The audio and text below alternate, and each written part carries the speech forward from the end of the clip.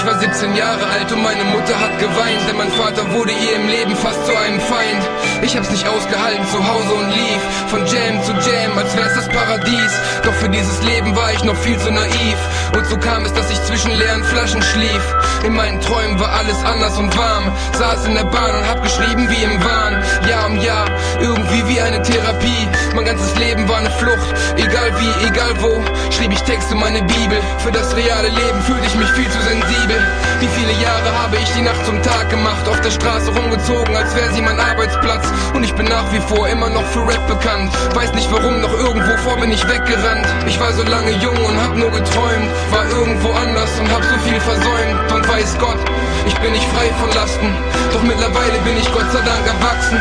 Ich war so lange jung und hab nur geträumt, war irgendwo anders und hab so viel versäumt. Und weiß Gott, ich bin nicht frei von Lasten, doch mittlerweile bin ich Gott sei Dank erwachsen. Seit nunmehr 14 Jahren bin ich jetzt am Rocken. Die Zeit flog an mir vorbei, ich war nicht immer trocken.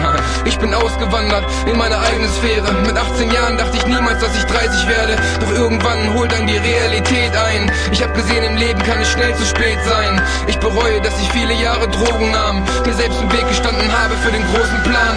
Doch jetzt bin ich ein Erfahrungsmillionär. Ich hab mein Leben geändert und es war gar nicht so schwer. Doch manchmal fühle ich mich abends bedrängt, denn in den letzten Jahren hab ich so viel verdrängt. Hab meinen Schmerz über diese Welt ertränkt und spüre jetzt, wie dieser Dreck sich ins Bewusstsein drängt. Aber ich weiß, diese Zeit ist nicht verschenkt. Wenn man daraus lernt, ist diese Zeit wie ein Geschenk.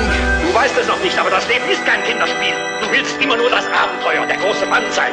Du bist ein 30-jähriges Kind. Wenn du 50 bist, kannst du dir einbilden, Beifall zu hören, wo keiner ist. Ich weiß, wie du dein Leben verbringen wirst. Du wirst weiter träumen und weiter trinken. Aber die wirklichen Helden leben 24 Stunden jeden Tag und nicht irgendwann etwa 2 Stunden in einem Spiel. Oft war ich voller Wut und Hass in der Nacht. Hab gedacht, Gras, Partys und Spaß gegen Kraft. Gab Gas, drehte durch und erntete Empörung. Stürzte mich in Action, zelebrierte meine Selbstzerstörung. Ich war nicht wählerisch in Sachen Frauen, her damit. Wie sollte ich denn zulassen, dass mein Herz zerbricht? Seht her, ich bin Ras und schäme mich für nix. Nüchtern sprang mir nur all dieser Ekel ins Gesicht.